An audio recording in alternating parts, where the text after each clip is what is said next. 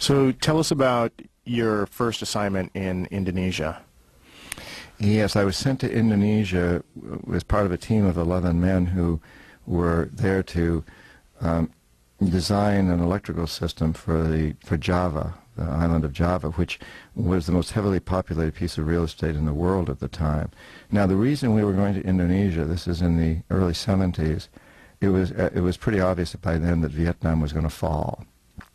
And the theory was the domino theory, that if Vietnam fell, then the rest of the Southeast Asian countries would fall too, and we had to stop that. We were losing in Vietnam. We had to figure out a different way, not the military solution. And Indonesia was seen as the key to this. Indonesia had a lot of oil, so that was important. It had a huge population of people. It was a very populated country. And it had the largest population of Muslims of any country in the world. And so there were many good reasons for us to go into Indonesia. So we went into Indonesia and did this study and these projections showing that if they built up their electrical system, if they took a huge loan from the Asian Development Bank and the World Bank and built up their electrical system, their economy would boom over the next 2 decades. And we arranged for the loan from the banks, and basically what we were doing was bringing Indonesia into our realm. We were saddling them with huge debts. We were going to use our own companies, and we did, to build these systems. So the money, we arranged for the World Bank to make a loan to Indonesia. The money came to our corporations in the United States. Indonesia ended up with all this amazing debt. Now, I should say, Mike, that I was the only person on that 11-man team that knew the subtleties of what we were doing. I was the only economic hitman. I was the economist. I was the one who did all the forecasts. I was the one to arrange the loans. That all fell on me. The other men on that team were designing power plants, were designing the highways and ports to bring the fuels in to fuel the power plants, designing transmission lines, distribution systems, that sort of work. And throughout the industry, when I talk about these other companies, the Bechtels, the Halliburtons, the Stone & Websters, the Charles T. Mains, and the World Bank, I want to make it very clear that the majority of the people working for those organizations are not economic hitmen. They are technicians, they're engineers, they're doing what they believe is their job of designing systems. But there's always somebody at the top, there's always somebody in that organization that has a complete understanding of what's going on. It's very few people. Most of these people are in the dark about this, and they shouldn't be in the dark about it. I mean, it should be pretty obvious to them what they're doing, as it should be pretty obvious to all of us in this country where our tax money's going. It isn't that obvious. The system is an amazingly subtle and an incredibly effective system. But wasn't there one person on your team in Indonesia who did seem to have an inkling of that things weren't entirely right? Howard Parker, retired executive with the New England Electric System. Yeah, he'd spent his life resisting pressure from others, and he was a very bitter man at this point. He had never been promoted to where he thought he should be in the New England Electric System. He'd retired and come to work for Maine as a consultant, and he knew what we were trying to do. We were trying to inflate all these forecasts. I was given the assignment of making sure that I showed that economic and load electric power growth would grow something around 17% a year, which is a huge number when you compound this over 25 years. Howard was determined that it wouldn't be more than 6 or 8%, as he said. That's the norm. And I kept arguing, but this isn't the norm. This is a country that's booming. And yeah, I talk in a great deal of detail about Howard and how angry he was. But from my standpoint, Howard was a bitter old man, and he hadn't got what he wanted out of life, and he wasn't going to be around there long. So what I wanted to do was learn all I could from him and basically take over his job. So he wasn't really coming from a highly principled area, in my perception. It wasn't, it was a question of stubbornness, it was a question of bitterness, and I thought, well, I'm a young man on the make, and I know what I'm supposed to do, and Claudine's told me, and I just don't want Howard to get in my way.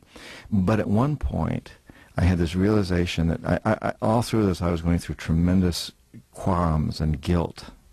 I knew that what I was doing was not the right thing, but I was being well rewarded, and what I was doing was legal, and in fact praised by, people like Robert McNamara and people that I looked up to.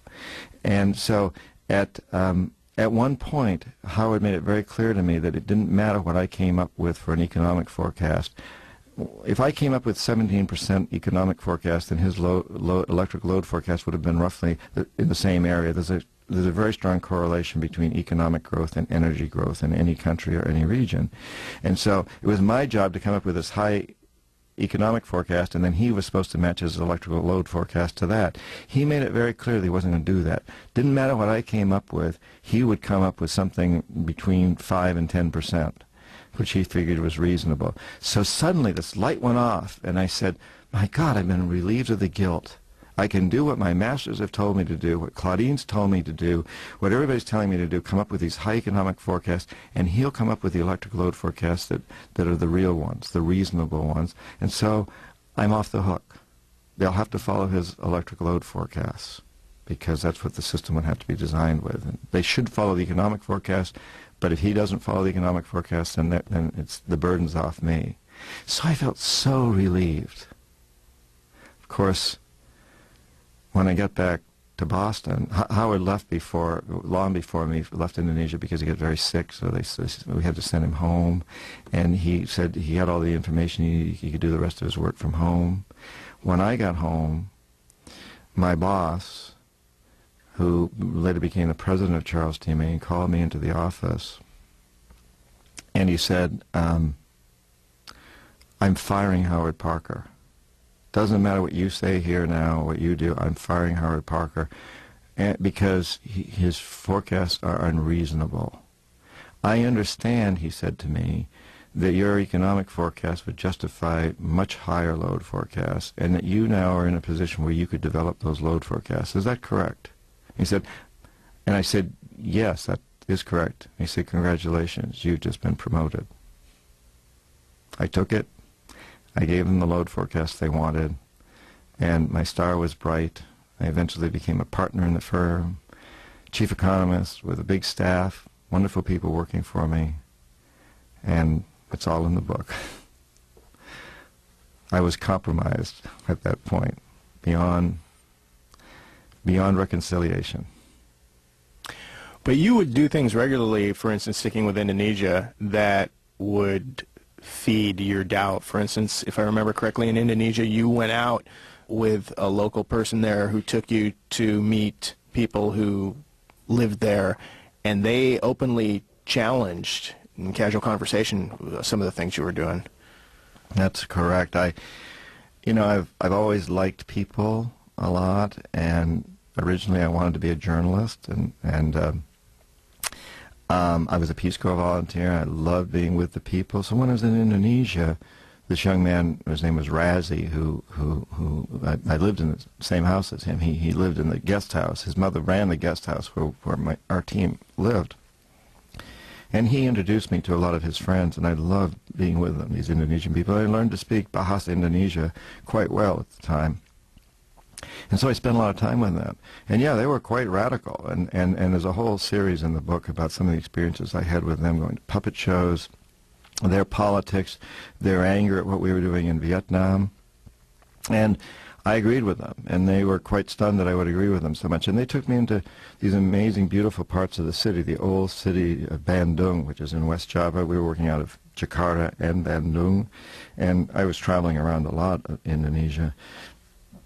I was always shocked by how there were no other foreigners in those parts of the city. No other foreigners really hanging out with the Indonesians. There were quite a few foreigners, oil company people and people like my own team. We all hung out at these private clubs and the fancy restaurants, but didn't hang out with the Indonesians very much. And I did, and I really, really enjoyed it. And they questioned me a lot, and they pointed out that Arnold Toynbee, the great British historian, in 1954 had written a book called Civilization on Trial, which said that in the long run, the Muslim people are the biggest threat to capitalism, to the U.S. way. Back in 54, he said it isn't communism. That's not ultimately a threat because it's not spiritual enough. It's not based in any real strong principles. For a culture to succeed, it has to be very principled. And he demised the fall of capitalism, what he called the West, because he said ultimately we won't be that principled either, and that the Islamic world would rise up because they have these strong beliefs in spirituality, and they don't believe in usury, and they don't believe in lending money. And these young Muslims in Indonesia pointed that out to me and said, you know, you guys are in trouble. This is back in the early 70s, and they said, you know, the Muslim world is watching and we don't like what we're seeing. It was an amazing forewarning for, you know, if you look at what's going on now in the world, the Muslims have become, you know, very powerful and very, very angry at us. And it isn't simply about religion by any means. The Muslim religion at heart is not an angry religion. It's a compassionate religion. But they're very angry because they see us as basically raping their world, pillaging it. And, you know, they were always quoting statistics to me. We have a statistic that we throw around in this country a lot, that 5% of the world's population, us, the American population, consumes 25% of the world's resources. Now, that really bothers most of the rest of the world, that we're like this great octopus that reaches out with its tentacles and brings all the resources into us, and look at the lives we lead, while 3/4 of the world lives in destitution. Every day, 24,000 people die of starvation. And 30,000 children die of curable diseases every single day. And the people who live in the places where that's happening are angry. And they see us, 5% of the world's population, bringing in 25% of its resources, while so many of them live tragic, destitute, miserable, suffering lives. Needlessly suffering. It doesn't have to happen. But an even more important statistic, I believe, is that of that 5% of the world's population, only less than 1% controls more of America's resources than the 90% at the bottom. So in fact, 25% of the world's resources are being funneled into this country essentially to serve 1% of 5% of the world's population.